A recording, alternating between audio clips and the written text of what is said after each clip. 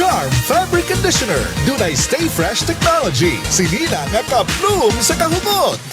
Charm Fat-Con, bangong kumaka-bloom. Charm Fat-Con, gamitin may bangon sa libong bulaklak. Charm Fabric Conditioner. Manufactured by ACS Manufacturing Corporation. ISO certified, world-class quality. ACS. Balitang Land Bank. At doon na tao magdungan tagtutok sa tulumanong maghatod sa kaalam nga magauswag sa atong panginabuhian. Paminaw pagkat-on may tungod na sa nagkalain-laing produkto, serbisyo o programang pautang hatod sa Land Bank of the Philippines. Dinhi lang sa Balitang Land Bank. Kada Martes, alas 5:30 sa kabuntagon sa RMN Stations nationwide. Malandaw sab kini sa Facebook ug YouTube Live sa RMN Stations ug sa Signal TV Channel 309. Para sa uban pang updates, i-like, follow ug i-share ang official Land Bank Facebook, Instagram ug YouTube accounts nga at Land Bank Official, at LBP Official sa Twitter. O di ka mo lang sa opisyal nga Land Bank website nga www.landbank.com. Hatod sa Land Bank, we help you grow. We help you grow.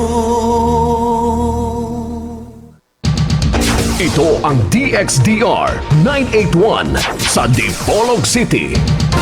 Basta balita at serbisyo publiko. Tatak RMN.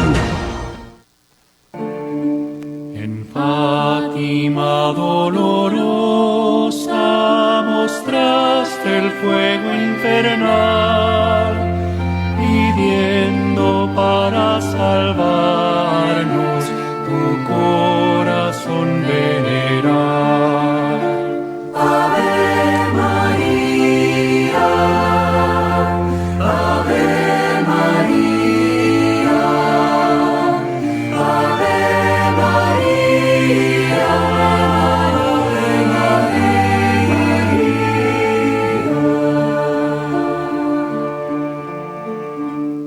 Okay, niya na usab ang tulumanon nga giuluhan ang kahayag sa pagtuong Katoliko uban gihapon ni ining ubos ninyong alagad sa maong tulumanon, Silbert Donduyano Sr. alias Veritas. Okay, sige hapon ang mga uban nato dinhi sa istasyon mao gihapon ang atong mga kasamang radio man sa technical side, si kasamang Radyoman Danny Luod o gusab si kasamang Radyoman Tax Ilumba. Sa gawas mo gyapon si kasamang Radyoman Kion Ilumbaring, si Rinaldo Cuenca. O sa gihapon mo pasiuna ta og patimbayano sa atong amahan dinhi sa istasyon ng atong station manager, si kasamang Radyoman Edgar Dagumo uban na sa iyang mga kaubang pag-radyoman. Ang atong pizza karon, pizza 25 sa bulan sa Abril tuig 2021. Sa gyapon ang atong pagyukbo sa atong halangdong obispo, Most Reverend Severo Caermari, uban na sa mga kaparian, sila na tanan, no? Atong pagyukbo.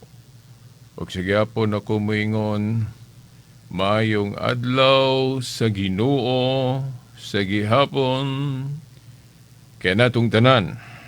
Naman mo sa online internet o diri sa kahanginan, no? Sa lugar gyud sa Dipolog, makasikpit nga dapit, ako mo yukbo og moingon maayong adlaw sa Ginoo sa gihapon kay natong tanan.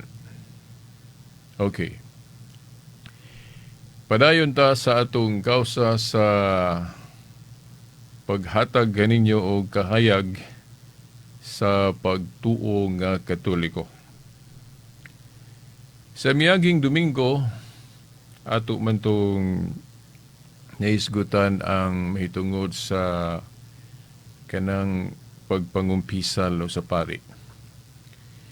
Karon padayon ta og mohinay-hinay na ta og balik sa nabiyaan nato nga tema nga mahitungod sa Sabat.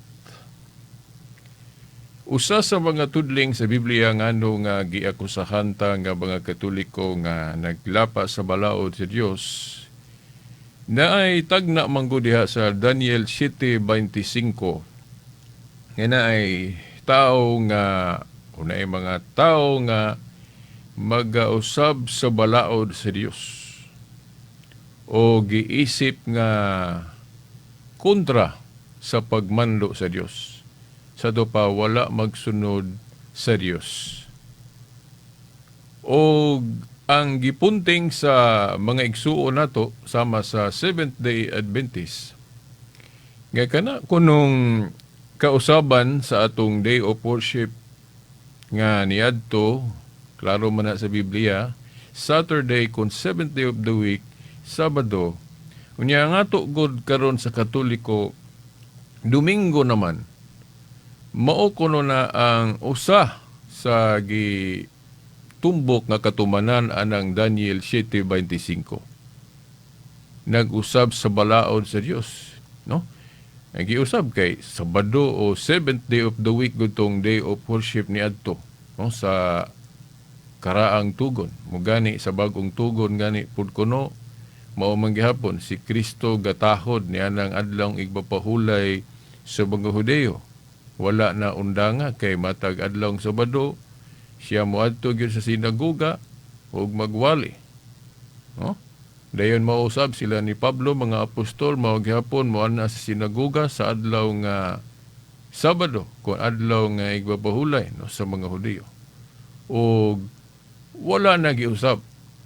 Unya kay giusab man gyud na sa Katoliko, ang iya galing dogmatic nga pag-usab ana gikutlo tong sa konsilyo sa Laodicea, no? Laodicea or Laodicea man imong pag-pronounce ana. Pero katong professor nga Jesuit nga akong nadungog nakita ang iyang pag-pronounce Laodicea. So Laodicea man o Laodicea, basta gihibaluta, no? Magsusita sa kasaysayan ni adto sa Biblia. Mauna, no, naghisgot o gani ka ng Laodicea o Laodicea. Kung mubasa tag Biblia, usa na sa gitumbok tris Biblia nga naagyoy mga na Kristohanon anang lugar. O ang pag-transfer, pag-usab, ilang pugnito ng sama lagi sa kanang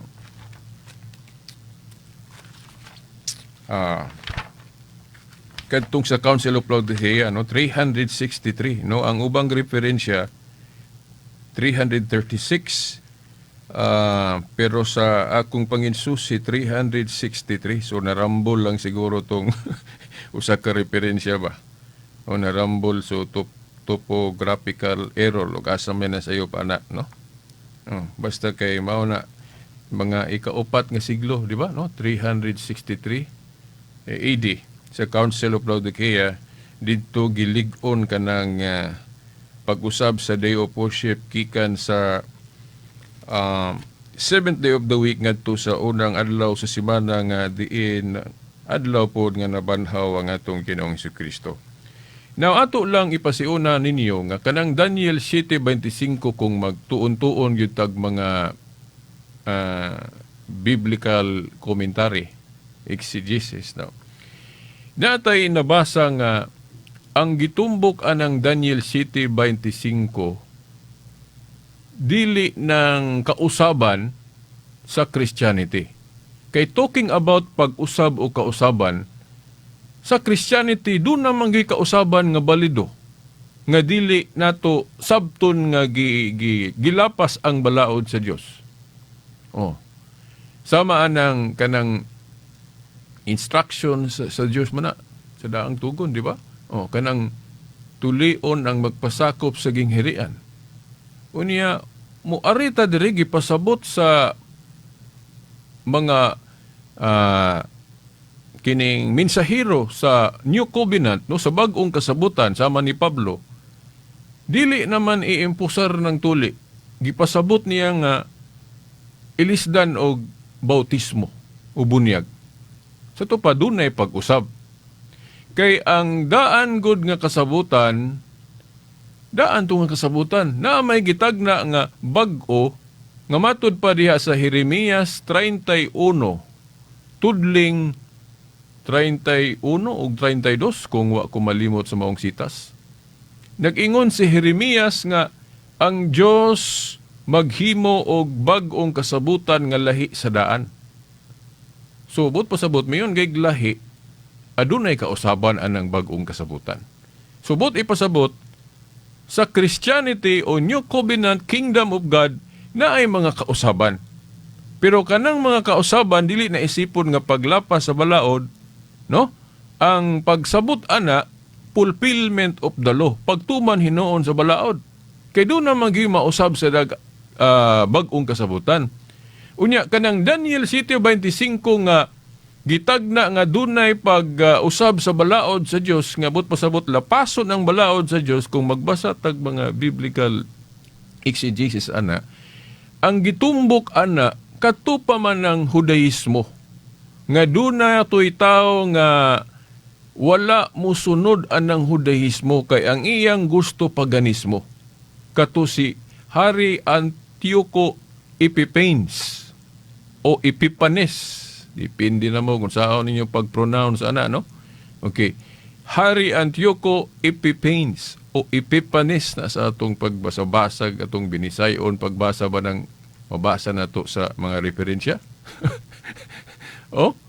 Si Hari Antioco Epiphanes nga ang iyang krusada paganismo, dili siya atong Judaismo. Oh. Iyang ipang-usab ug unsay dapat sundon. Oh. Ang Judaismo pa na nga giimpusar ni adto unya dili tumanon ni Antioco Epiphanes. Kay gusto niya katong paganismo nga pagbansay. Oh. Wala na magtumbok kanang Daniel 7:25 sa Christian nga mga kausaban. Kay kanang Christian nga mga kausaban valid na ang pagsabot ana fulfillment of the law. Okay, kana laging tuli for example, giilisan man nagbautismo, gipasabot na ni San Pablo sa Colosas Kapitulo 2, versikulo 11 hangtod sa 12. Naghisgot si Pablo diha, no? Kung basahon ninyo ang King James, nga naghisgot diha og circumcision of Christ. Tuli kunon Hesukristo, pero ang gipasabot, kung mubasa ka sa unahan, giingon, baptism.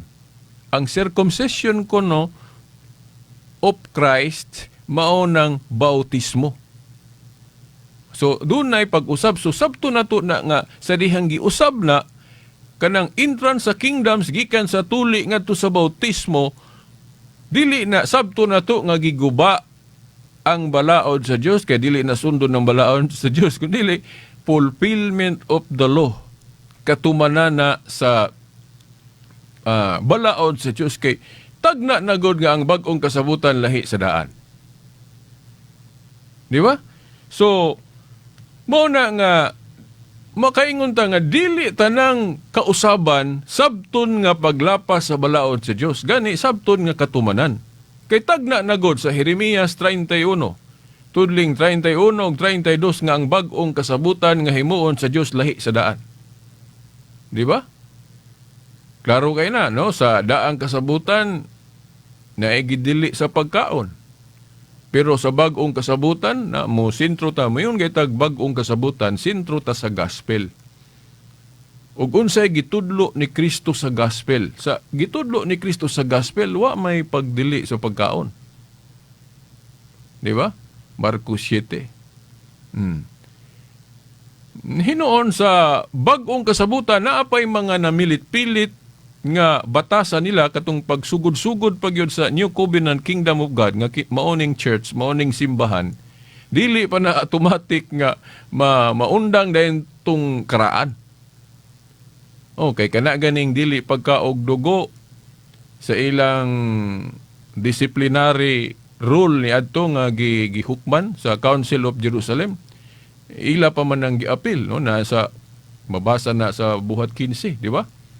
Pero sa Catholic exegesis, dili na siya universal rule. Kanang dili pagkaog dugo. Purely Jewish na. o part gali na sa seremonyal.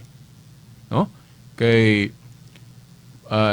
naggihatag ng suguan nga klaro sa mga Hudiyo niadto, pero wala gyud na gipadayon ni Hesukristo sa iyang gospel. Pero tungod lagi kay kining lisod kay itong transition time between Christianity to gikan sa Judaismo, kay naa pa may mga Hudiyo nga dili gusto usabon ugon sa ilang naandan. Mao na nga sa Council of Jerusalem, ila pa gihapong dili ng pagkaon sa dugo, pero dili na universal law. Ang proyba nato nga dili na universal law tungod kay naa gani panahon nga ilan ang kanon, kung wa ko malimot na si Levitico 10:18. Di ba? So dili gyud na ingon nga universal rule. Kay sa Christianity god kinahanglan ang atong balaod nga obligado kita pang universal, dili kanang pang kuan lang ba, pang panahon lang. Di ba? Kay gani si Kristo iyang ipakaon iyang dugo sa bayhon sa panog bino. Di ba? Kinsa tong mukaon sa akong lawas og muinom sa akong dugo makabaton sa kinabuhing dayon. Ni painom pagali niya. Niya sa Marcos 7, giklaro gyud na niya kung basahon nimo ng Marcos 7 nga wa na gyud magdili si Kristo og unsa pa idili das pagkaon. So dunay mga kausaban sa bag-ong kasabutan. Unya kinigong Sabat mga tinahod nga tigpaminaw, wa mo mahibulong nga ang Sabat sa ako nang nahisgutan sa miagi nga duha ang elemento ani o duha ang iyang esensya. One is moral o ang usa seremonyal. Ang giusab diha sa Sabat no sa Romano Katoliko ang iyang ceremonial essence o ceremonial element sa Sabat. Kana bang pagpatunong og asa na ipatunong ceremonial na. Di ba? Mao nay wala lang siguro mahibaw sa atong mga igsoong Seventh-day Adventist kay ang ilagong pagsabutan ng Sabat lunlon moral. Okay, kana gong moral kay baluman sila nga nagkauyon man puta nga kana galing mga balaod nga ang iyang essence moral dili na mausab. Mao na gipasabot diha sa nalimot ko atong bersikulo nga ang balaod sa Dios dili mausab. Ang gipasabot diha mga moral law. Basta moral law di na mausab para sa nang ayaw pangawat, ayaw pagpatay, ayaw panapaw. Dili man na mausab. Dili po na usbon sa mga pari kay kana nga klase sa balaod moral naanas na pulo ka sugo. Kanang Sabat god although naa na siya na pulo ka sugo pero kung ato nang sabton god dili man gud sa lunlun moral naa man siya seremonyal. Now ang paglig-on ana ngano nga naay ceremonial essence ang Sabat nga pwede na tong usbon tungod kay gihisgutan na ni San Pablo sa Colosas 2:14 hangtod 17. Di ba? Kanang Colosas 2:14 hangtod 17 naa diha gibat-bat ang mga example unsa kaayo ng mga ceremonial essence of the law nga gitapos ni Kristo sa krus. Kay gitapos man sa krus ato pa undangan na nato na. Og kay ang Sabat naa man siya moral essence, mo nang dili pod mawala gyud ang adlaw igpapahulay o day of worship. So ibalhin lang ang adlaw. Unya ang napilian gyud sa Kristyanismo kanang adlaw sa pagkabanhaw. Kay kadtong Sabat gud sa karaan gitawag man tug shadow. Shadow. Basahan gud ninyo ng Colosas 2:14 hangtod 17 kay sa akong pagbasa gud sa church history. Ang paborito kay sa mga church fathers nga himuon nilang basis sa ilang argumento ngano nga kanang changes from the Jewish Sabbath nga Saturday to the Lord's Day Sunday adlaw sa pagkabanhaw, ang ilang pagsabot ana fulfillment of the law. Katumanan sa balaod dili kay gisupak ang balaod. Kay kadtong karaan shadow man to.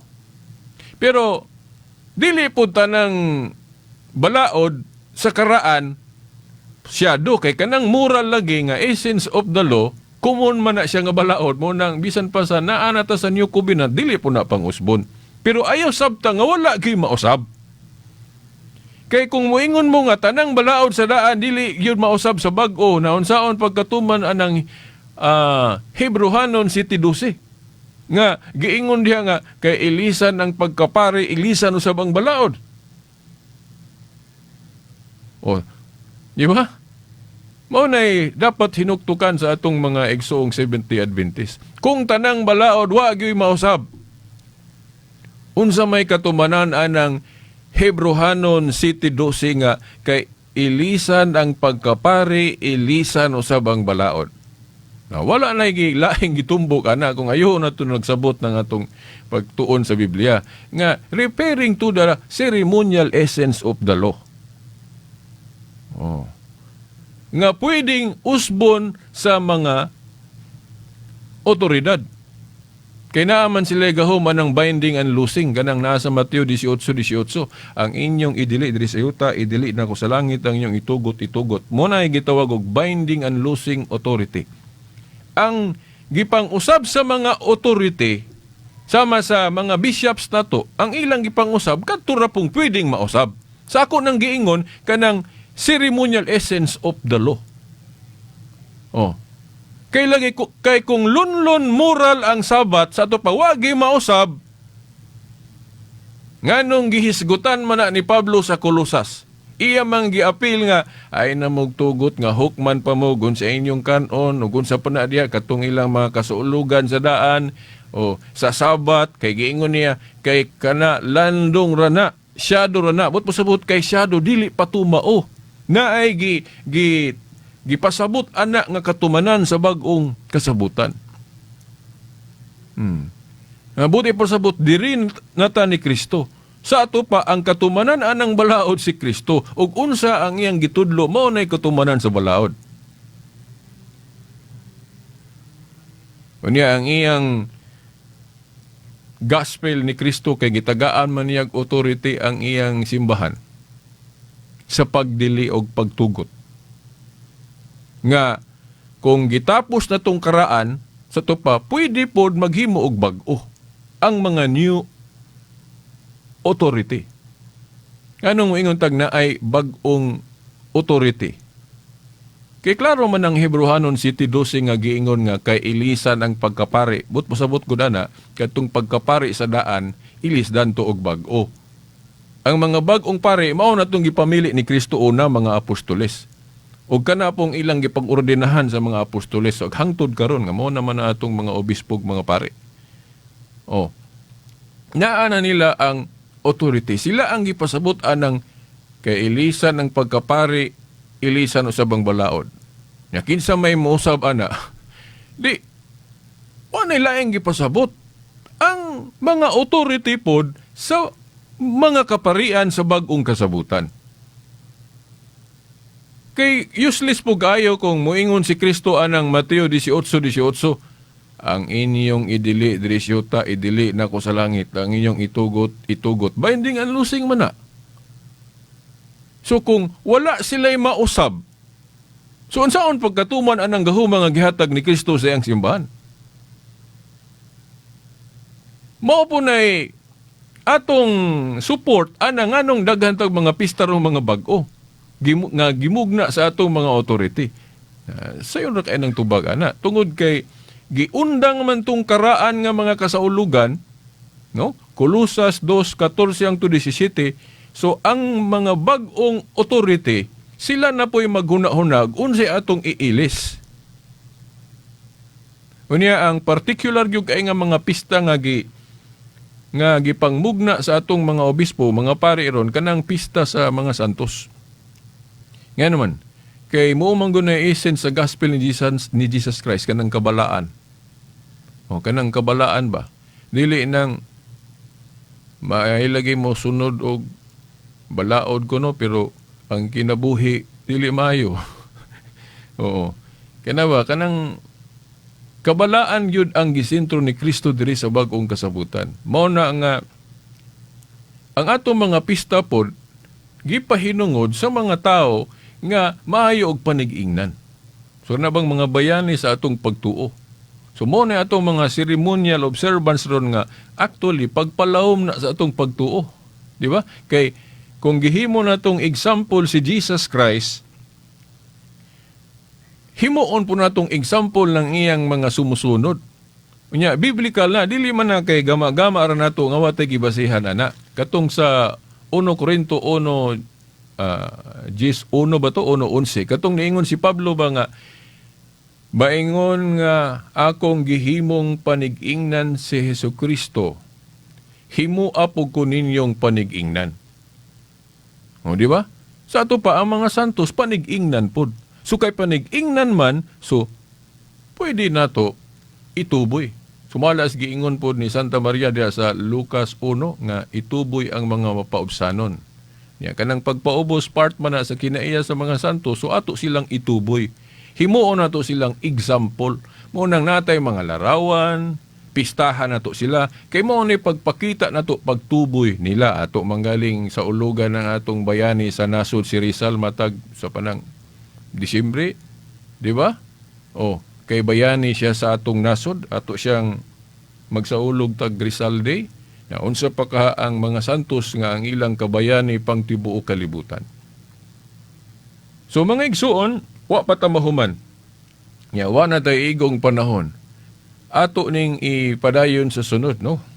Kay wa pa ta mahuman gyud ani unsa kay mga kaligunan nga kanang transfer sa Jiwi Sabat gikan sa Saturday nga to sa Lord's Day adlaw sa pagkabanhaw, diha na to gipatunong ng day of worship.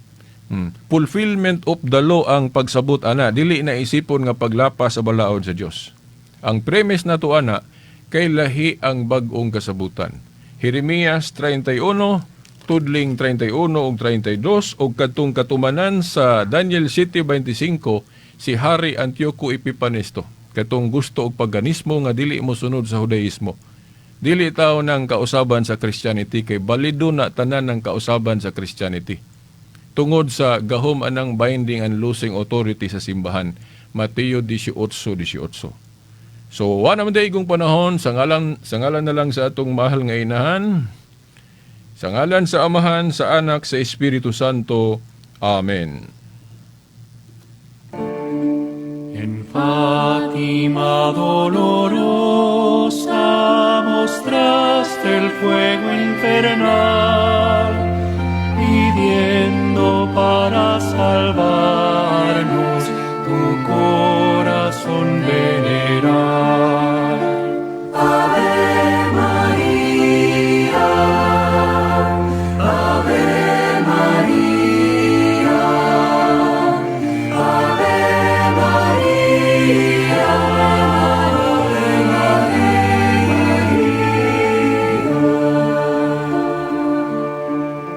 Tatak RMN. Himbing, gising, palit,